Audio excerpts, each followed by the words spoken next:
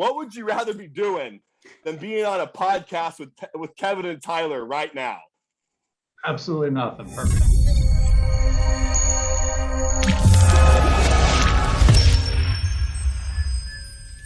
Are you ready?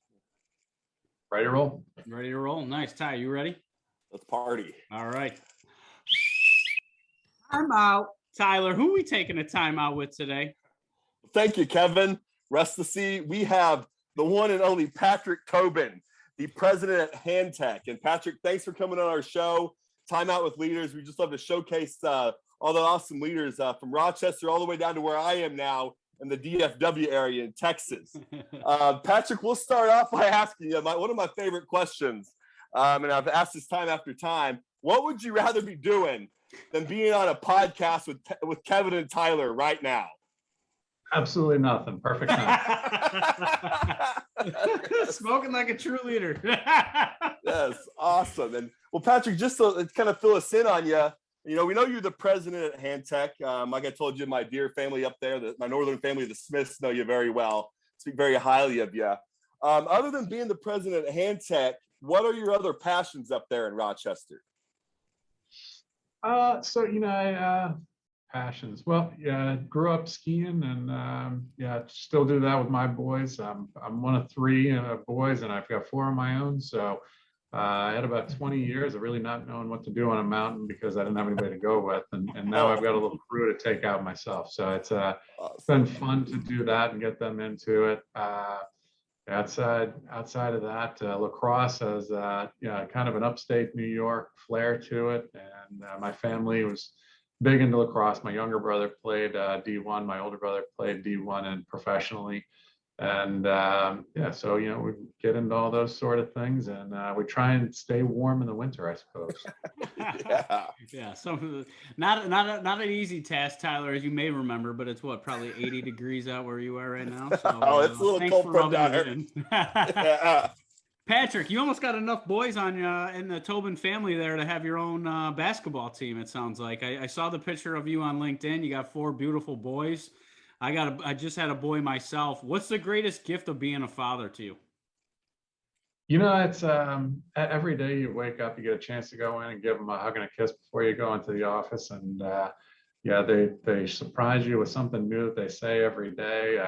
You get a chance to watch the things that excite them, and you quickly learn that the things that meant a lot to you don't necessarily mean a lot to them, but you enjoy learning what gets them going and what makes them excited. And it's just trying to give them a good foundation and understanding of how to be good individuals, how to contribute to those around you, and trying to help out, and hopefully give them the framework to be good people. I love that.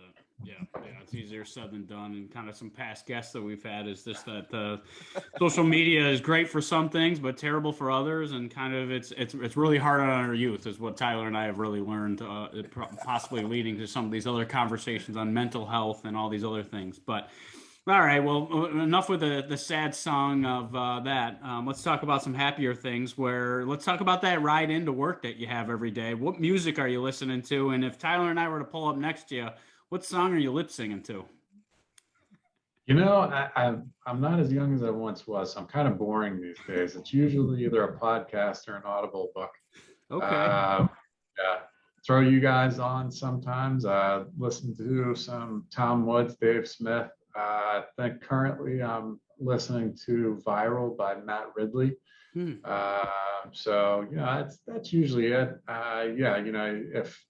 If you had to lock me down on music, it's probably something in the 90s grunge range. Okay. Chains, Pearl Jam, Nirvana, Temple of the Dog, something like that. That's when you're leaving our office, maybe at 3:00 on a Friday. I know you're not throwing on our podcast because that would be really depressing. But I would also, I would kick off that 90s music there with some Nirvana myself. That's amazing. Oh yeah, a little PJ. That's right up my wheelhouse. I was born in '84, and that bang out of Seattle was a monster. And yep. And Patrick, I just wanted to ask you, I saw that you were a Terp over there at the University of Maryland. Besides Juan Dixon scoring like 90 points in the national championship, what is your best memory of the University of Maryland? Well, are we talking sports? Because I actually was at that game. Oh, let's go! That's one of my favorite every college time I see basketball the games Terps, of all I time. just I think. think of Juan Dixon. Just not. Did he miss? No, that whole game. No, he was on fire. You know, had Laurent Profit on that team. We had X-Ray Hip and Joe Smith and Keith Booth were when I was there. And it was shortly thereafter. They were on fire, and they just managed to get hot at the right time. Indiana knocked off Duke, and then we went on to beat them in the national championship down in Atlanta. So I got to watch the Terps in the Final Four, and we had tickets for the Indians and the Braves for opening day. So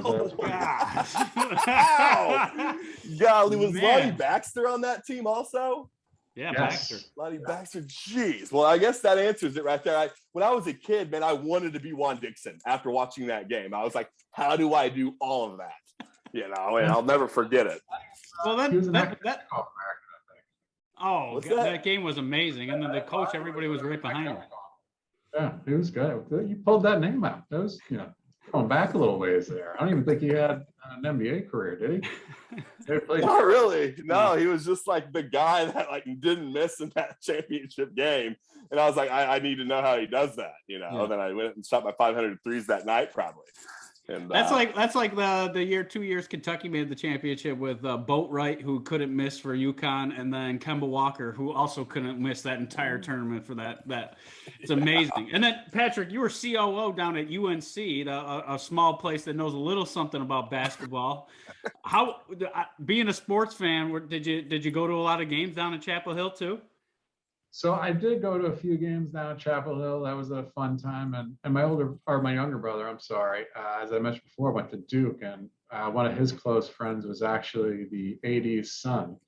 So, we used to go to some basketball games. The one ticket I could never get him to give me was the Terps ticket. So for 4 years living down there, every year I was on him to give me tickets to the Terps game at Duke. And the last year I thought I had him. I kept, come on, JD, you got me, right? You got me. We're going to the game. Yeah, I got you. Week before the game. All right, we're going, right? Yeah, about that. It's like, no, don't start it that way. So I kind of told my dad, you went to Maryland, he won't give us the tickets. No. Well, you could be a Duke fan for a day. It might kill you, but you could try. Yeah. I told him I'd wear blue. I was good. He was having none of it.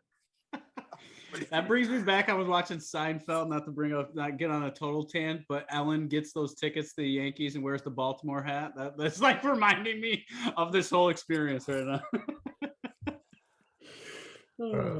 Well, yeah. Well, all right, Patrick. Well, let's take a turn a little towards the leadership here. I mean, we have some fun with you here. I really can't believe you got to watch Juan Dixon go off like that. Like I said, that was my ultimate memory as a kid growing up. So let's turn it to Han-Tek right quick. So you've been there around 23 years, and can you just kind of dive in about what Han-Tek is and how do you build your culture over there? I need you to take down that 23 years a little bit. Sound less shocked about it. It feels a lot older when you say that. It's been great, and this is a family company, as you guys know. So my father started it. I came in. I worked in the shop when I was a kid. When I was in college, did a little bit of work in our service department. Came out and got into it. I've worked at all capacities pretty much. Probably my father's one regret is that I didn't go into engineering as a college student, but I was focused on the business side of it. In retrospect, I see where he was coming from. But fortunately, you surround yourself with the best possible people, and we've got that here. We really have some great guys. I believe in the theory that you try not to be the smartest guy in the room, but you surround yourself with the smartest people around. I try and find the guys that are the most talented, the most intelligent at what they do. We generally try to come up with some goals on what we plan to achieve for the year. And then I get out of their way and I let them do it. And I try and be here as a sounding board to work through things with them so that we stay on point. I love that. And being a family-owned business, obviously, probably has its challenges when it does come to that culture perspective, right? I mean, the culture that your father created years ago probably is not the same culture that's in place today, because it can't be in this new normal. What was the biggest, I guess, takeaway that you learned from your father, seeing him in that leadership role? What was the greatest lesson that he taught you? You know, I think it was care for your people and trying to make sure that you put them in the best position you can to be successful. You know, if you do a good job and you understand the skills and qualities that they have, and you try and put them in the right seat. And if you can do that more often than not, then you're able to provide an environment where they can succeed. Mm-hmm. And if they can succeed, then you know, your organization has a chance to succeed. And to your point, yeah, it's interesting. I don't hear a lot of people talk about this, but being from a generational company, you know, it's interesting because you see a mentor, you know, a father in front of you, and you try in your early part of your career to model what you're doing directly after what they did. And at some point in time, you come to understand that you've got certain skill sets that they may not have, and they have certain skill sets that you may not have. And you take the good from what you learned, and then you try and craft it around your own strengths, as opposed to trying to imitate 100% what somebody else was doing. And it takes a little while to figure that out, but I think you know, we've kind of gotten to a point now where, you know, my father's still here as a sounding board. I've started to find my own voice. So, what did it take to build that confidence? Because it sounds like confidence, right? I think during that transition, it's probably easier, less disruption. I'm just going to be the exact same person my father was. Everybody seems to be happy with how he's leading. But when was that point in time where you realized it's okay to be myself, Patrick, and use my strengths and change maybe the leadership or focus in different areas so we can continue forward as a business? Yeah, sure. I mean, and I think the reality is you have to go through some struggles, right? You know, you've got some ideas, you've got some thoughts, you know, some philosophies, you know, before you get there. But everybody gets tested at some point or another. You know, we've lived through ups and downs in the economy, through you know, recessions and through other things, and you kind of fight your way through, and you know, eventually you start to realize, you know, hey, you know, it's not all just gravy. And when things get tough, you know, we had to put our nose down. We were able to do it, and then you start to, you know, recognize sometime after that, when you look back in the mirror, that, you know, you got it done, and you made your way through it. And you know, I don't think there's ever a point where you just go, oh yeah, you know, I got this. This is, you know. This is a piece of cake. You know, you just start to recognize that, you know, you can make your way through things, and you know, through hard work and determination, you're gonna get it done. That's awesome. And Patrick, I saw that you mentioned that you started with the business development side over there when you first started out. I got a little taste of business development and the 585. You know, I think I actually Googled one day, where can I find human beings to meet, you know, and not cold call all this time, just different avenues. What keys or suggestions do you have for those business development reps out there, where in your part of the country up there? You know, I know it's a tight-knit group, it felt like to me. And I felt like I had to sell my only other brother to get into some doors, you know, but are there any other keys or tricks or tips besides, of course, just being a good person and always showing up when you're going to say you're going to show up, and just the stuff we learn as 4-year-olds, I want to say, but just what's your experience up there in the business development world? Do better than I did. But no, it's funny. I think my older brother really had more of that in him than I did. It took a while for me to kind of work my way through that. I always wanted to come in, totally researched and totally refined and understand everything. And at some point, you're like, hold on a second, I don't have time to do all this. I need to just get on the phone and get it done. And, I guess you some personalities, you kind of worry about, oh, how's it going to go? And just be who you are. Use your personality. Nobody's going to come through the phone and beat you up, and nobody's going to take your house or your kids. You give them the best, most honest pitch you possibly can, and represent what you think is going to help their business. And at the end of the day, if they say no, well, thick skin and go to the next. That's kind of the way it goes there. And so I don't know.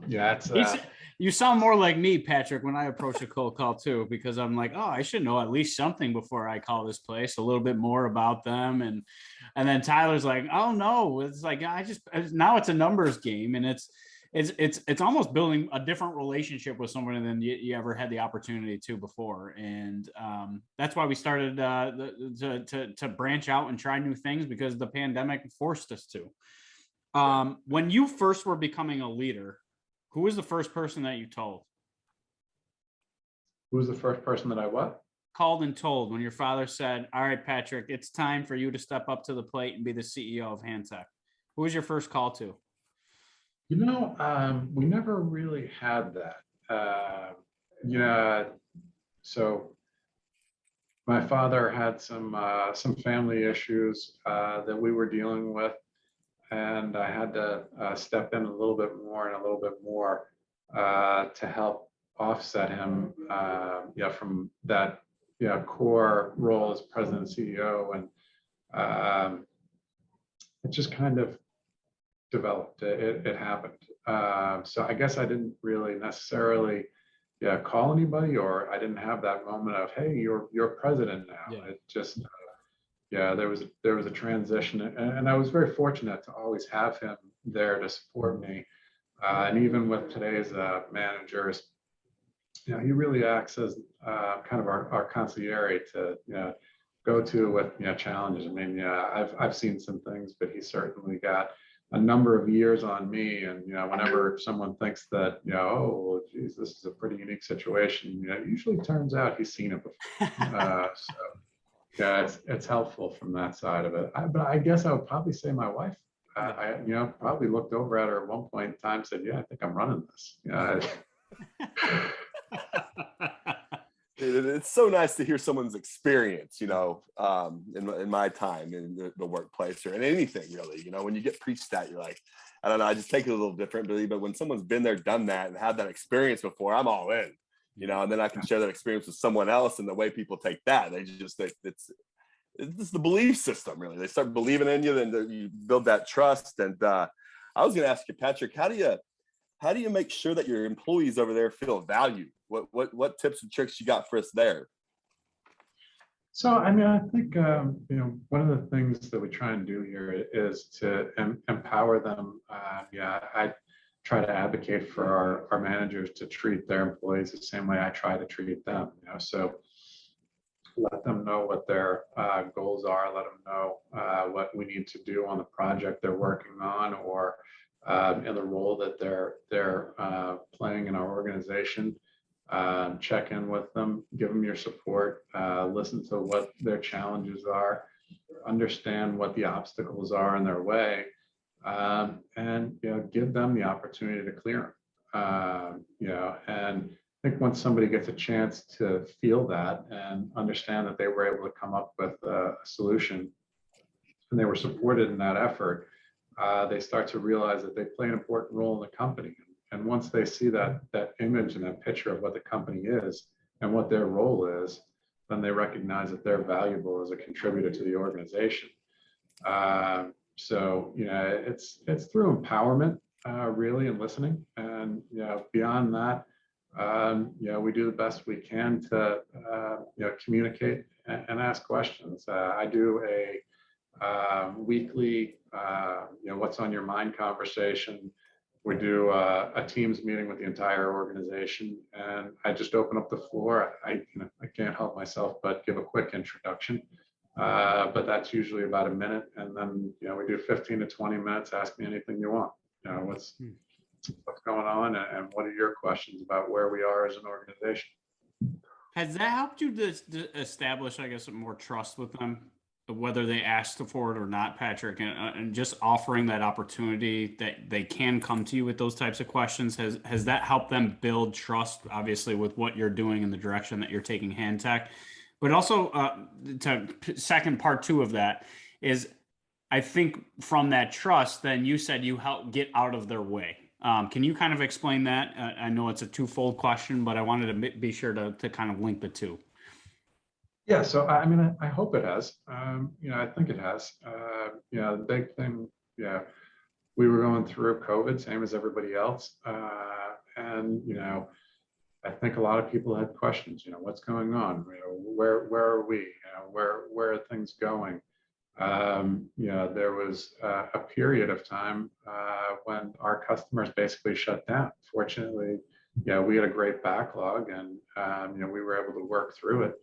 We were able to keep our commitment to our people, and we lost a couple along the way. Some, mostly through their own decisions. But by and large, we were able to stand by our people through it, and that felt pretty good. But recognize that that's a scary situation for them, and we wanted to make sure, hey, we're here. I may not have all the answers for you, but I'll answer what I can, and if I need to get back to you, I'll do the best I can to get you an answer.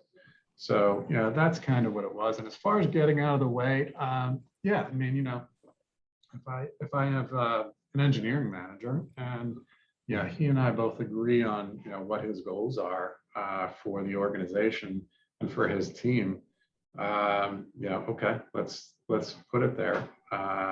Now with regard to your strategy and how you plan on executing your plan, I'm game. Let's talk about it so we all understand what it is. But you need to do you, right? You need to use your own style and your own leadership, and go do it. And I think that's kind of where sometimes it can be hard. Mm-hmm. I've never been a real micromanager, but you do have the impulse to want to try and help and tweak if you see things not going the way that you think they're going to. And sometimes it's having a little confidence, and sometimes it's helping, right? So hey, let's work through it. Let's talk about what's working, what's not working, and we'll get it done. So yeah. Yeah, you make it seem so easy, Patrick. You're like cooler than Doc Holliday, man.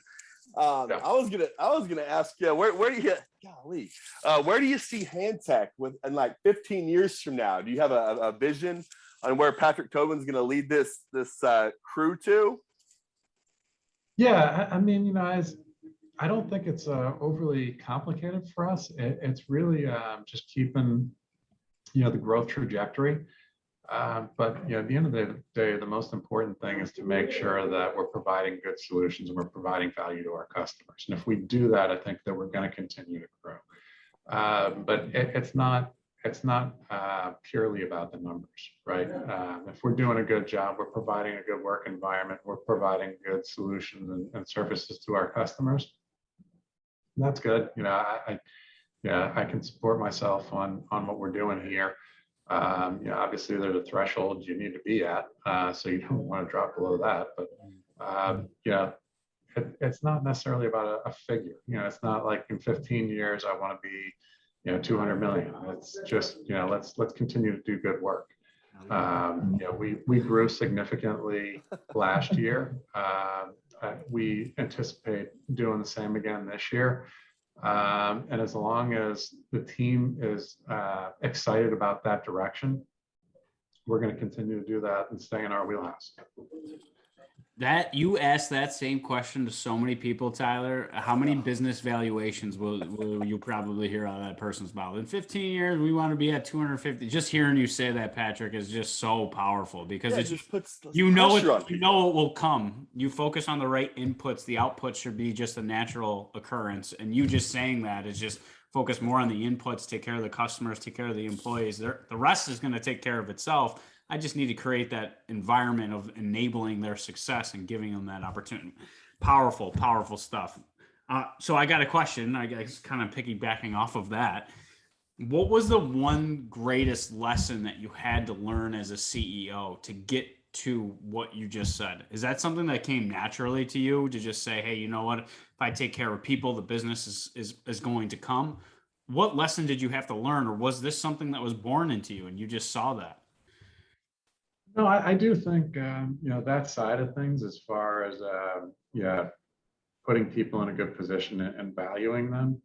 I suppose it was taught on some level because it was there for my father, right? But there wasn't. It doesn't occur to me that it was something that post my involvement or my position as president that I had to learn. It didn't really come that way. You didn't have to hire an executive coach to tell you to be a better person and to treat your people better.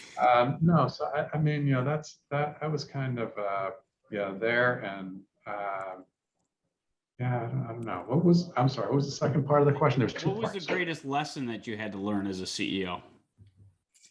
Greatest lesson I had to learn. I think it's more just how things come together, right? And not necessarily from a personnel standpoint, but every position and every role is intertwined with the way that the structure, the function, and the strategy of the company has to work together. So, how do you balance your investment in each different component to make sure that you're providing the best structure and the best organization for your team and for your value to your customers. And it takes a little bit of time to kind of get that squared away. But I don't. Yeah, and I don't think it's a perfect thing that every organization it's either going to be this, and this. But you do start to see that you need to have alignment, and you do have to have the right the right total investment in each one of those components. How do you I guess encourage or give the opportunity for that cross-pollination across business units so they have that communication and you're getting, I guess, more of an accurate representation of what's actually happening? You're not being told what you want to hear, but what's actually happening? Great question. Yeah, I mean, I think some of that is making sure that the interface is there between the groups. And sometimes it's very difficult. In particular in our type of business, we've got groups which all have to work. It's like a team, right? It's the cliched sports analogies and so forth. But you've got your sales team, which has to do a good job of executing and providing clarity on what's being sold. And they're going to hand it off to your project management team, who needs to take it from there, understand it completely, make sure that they've got buy-in from the engineering team and that everybody's on board with what we're doing. They've got to get their job done on time and professionally and to our standards in order to hand it off to our shop and install team. And then they've got to take it from there and basically bring it home, right? So, each one of those teams, if they're not doing their job or not providing the appropriate clarity, can cause some conflict with each other. If the sales team doesn't do a good job of providing clarity in what we're providing, since everything's custom, then the project team is going to be very frustrated with them because they're getting handed something that doesn't have the appropriate customer interface or understanding. And then the project management team, they need good clarity and good communication with all of the different resources on that job. And if they're not providing that, then you're going to have a lack of continuity as you're going through and trying to hit schedules. So, it's daily huddles. Yeah, with each of the divisions, it's daily or weekly huddles on projects to make sure that there's good communication, good continuity, and then maintaining our process. The only thing we've got here that's consistent from one job and one day to the next is our process. So we're an ISO 9001 2015 company, and we just got our recertification, which was good to get. But it's following that, and it's understanding that somebody, you get hit by a bus, somebody needs to be able to pick up where you are and understand how to keep that job going. And as you hand it off to the next guy, that he knows exactly what to expect from what you've delivered to. So it's communication, it's understanding and respect for what each one of those different players has to do in order to make jobs successful. Love the job. Respect. Yeah, it sounds like you have that alignment down packed, Patrick. Golly. Yeah, that's a lot. That is a lot. And I was going to ask you, how do you keep that fire into people over there and that keep it fun and fresh and keeping that talent? Because I'm just putting myself in your shoes. And I would beat myself up almost all the time to just figure out, pretty much was what I said, how to keep that fire in people's bellies and make it fun and worth, getting up out of bed for. What do you do around that around Han-Tek? You know what? I mean, I think our guys, I'll take attitude and aptitude every day of the week over our resume. So the guys that are coming in, they love what they do, and there's not so much putting a fire in their belly. It's what they wake up to do when they come in the morning.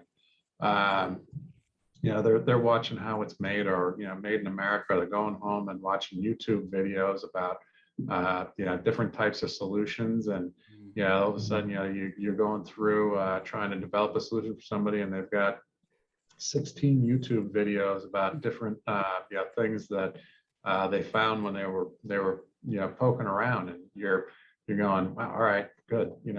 So I think those are the type of guys that we're looking for, and then we want to be a part of our culture. If there's different types of engineers, right? And this is largely who we talk to or who we employ here. And there's different types of fabricators and installers. And if you're the type of engineer who likes to grind out 1 point of efficiency, I'll tell you right now, this is the wrong place for you. But if you like, coming in and having a blank sheet of paper and having to develop a solution, and you love coming up with that creative design, you're probably the type of guy who's going to just love coming into work. That's what we do every day. So, it's each one of those. And then, project managers, is it important for you to come in each day and find a way to make sure that we're staying on schedule and on budget? We're delivering the right value to our customer. These are the things, it's being able to do that. Either you love it or you don't. And if you don't, it's okay. There's 9 to 5 jobs at Xerox that where you used to work. It's a different environment. You come in and you can check in at 8 o'clock and check out at 5, and it's fine. Here it's you get it done. I just love your attitude and aptitude piece, but how you related it back to the resume today. It's a thing that I feel like is so broken, and why most organizations can't seem to get ahead is that we've put such a focus on the resume and like where they've spent their time previously. But if we're judging them off of these characters off of a page as to if this person is actually going to be a fit, it just seems counterproductive in my opinion. And hearing you say the aptitude and attitude is more important to the overall success and mission of the organization. One thing that is obviously abundantly clear with your business is that you need to push for innovation constantly. You need to have that thought-provoking conversation. So you must be pretty comfortable with change, Patrick. And I saw that that's an area of your focus. You love change management and explaining why, the how, and then what's next. if you were to give, because obviously a lot of businesses are getting more comfortable with change here as we head into 2022, and we realize that some of the things that we had thought are not going to come to fruition, like the people not coming back to work. It's not the federal checks. It's just they're not coming back to work for you.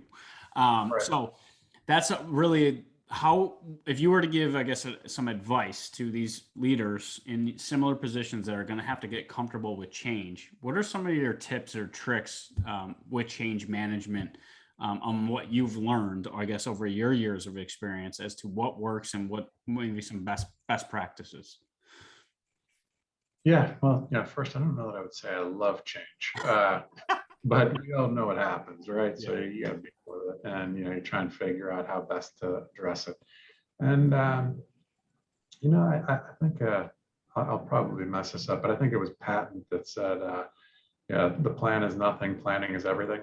And I think that's particularly relevant. We try and identify what it is we look to achieve, and then we address a plan that provides us with an opportunity to get there. And it comes up, and you have to change and adapt your plan.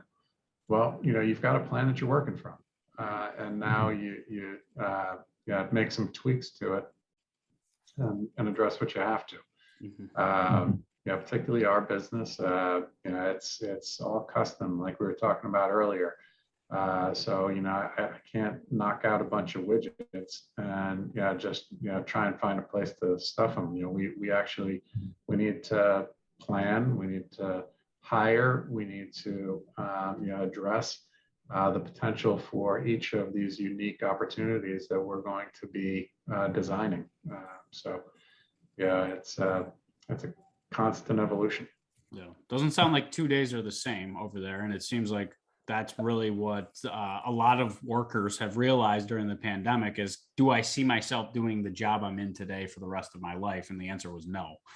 So having that opportunity for all these quick changes, and I think when we change, we're always learning. But back to your innovation piece, you have the process, but you do not lose out on the innovation because you create that safe environment to get back that information from your engineers and from your staff that maybe you wouldn't know or see in your position. So I love that. Yeah, Patrick, what's your favorite part about being the president of Han-Tek?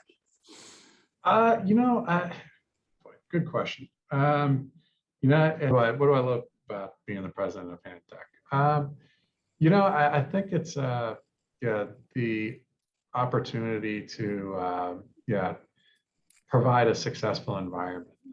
It's a constantly moving goalpost. But you've got this thing you're trying to build, and you've got these people that you're trying to build it with. And I guess it's a little like a jigsaw puzzle that never has a finish point. But you get a little bit closer and a little bit closer. You're working at it, and you're trying to do the very best you can to get everything put together. And it's working towards making it a better organization, a better place each day. And I think that's where we're trying to get to, right? What do you wake up and want to do, or whatever one of those questions is. I think it's trying to have a productive day. I think sometimes you get in, and it sounds like it's an easy thing to do, but if you can really make some positive moves each day, and at the end of the year you get a chance to look back and you see that you actually accomplished quite a bit. Well, Patrick, you are the definition of cool, calm, and collected. Literally. Me, man. Well, I gotta ask before we get off this: what upsets you? Let's see. Not getting invited to see the Terps playing in camera. Maybe that was the only time I saw him actually show some sort of. Yeah. So somebody blowing a game that I had recorded. Yeah, that's not good either. Okay, gotcha. But no, I think when you try to not have too high highs and too low lows, right? So there's a little bit of that. But with regard to what can get you frustrated, yeah, sometimes things don't go the way that you want them to. So as long as we're doing our best and we're working hard to deliver for our customers, and we're out there chasing it down, there's certain things that are uncontrollable. But I'm sure you guys have heard the phrase "control the controllables," right? When we let the controllables slip through our fingers and don't do something that we should do, that we agreed to do, that we know can be a positive, that's frustrating to me. Yeah, if something doesn't go your way because it was more difficult or an environmental issue caused an impact. We're dealing with COVID, right? So we're getting supply chain issues left and right, and our guys are working their tails off to truncate those issues, to work with the customer to make sure that they know where things are, and we're addressing this. I can't get mad about that. We'll address it. We'll do the very best we can, and we'll take the proactive steps we can. But if somebody drops a ball that we all agreed to, and other people are affected by that, right? I mean, this is it's a team, it's a collaboration. You drop the ball, 10 people are affected by the fact that you didn't get things done. That's frustrating. Oh, definitely. I saw that you gave that sales experience that I've seen that in pretty much every sales position that I've been in, right? It's either a lack of respect or a total just, hey, that's your job kind of thing. When you hand that order over to what happens next, right? The project manager, and you speaking on that, it's almost like you created that ability to create more conversation behind this, to understand how that, if you cut corners here, how it negatively impacts the whole process and how it impacts Tom, Betty, and Jerry's position. I think that would have helped a lot of scenarios when we understood how it had this rippling effect across the entire organization. Maybe we would be a little less selfish and a little bit more selfless, and do what is required during that process. I love that. Control the controllables. That is something that I needed to hear today, because I think as we move forward in 2022, so many people are ready to put COVID behind us, and now here we are. I'm working from home again for the next 14 days to really see what's going to happen after all the holidays. So really building that resilience, or as we continue forward in this new normal. I just can't stop thinking about Juan Dixon over here, to tell you the truth, man. Don't forget Drew Nicholas. Okay. What did he say? Was Steve Blake on that team, or is that afterwards? I think Steve Blake was the next year, wasn't it? Because they made a run, and Steve wanted to be the guy, and Nicholas kept on hitting threes, and he kept on trying to steal the ball, and it was unbelievably frustrating to watch. Didn't he get punched in the face in practice or something? Oh, don't get me started on Steve Blake. Marcus Camby made me almost cry when I was 9 years old. My Razorbacks played them after we won the national championship in '94, and Camby laid it on us, man. It was the first game of the year. I was like all gun-ho. I was like 10 years old, and I was just like tears in my eye. Be like, I thought we won the national championship last year.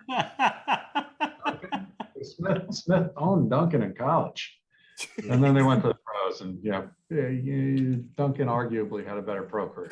Yeah, arguably. Like, who's Joe Smith? Yeah. Patrick, you've been obviously a blast. I think Tyler and I would love to take you out for a beer sometime and just really talk about it. You're, like Tyler said, you're so calm, cool, and collected that typically we don't see that in leadership. Leadership is usually moving at 100 miles an hour and not really sure what tomorrow's going to bring. But it seems like following your process and believing in your people has brought you peace almost in a time where some people are not sure what tomorrow's going to bring. And I'm sure there's some concerns as a business, but your belief in your people and just where you're headed as Han-Tek is something that I think we can all get behind and envy, seeing that you're in that leadership role. But I just want to say thank you, Patrick, for sharing your insights with us, with Tyler and I, and obviously all our listeners.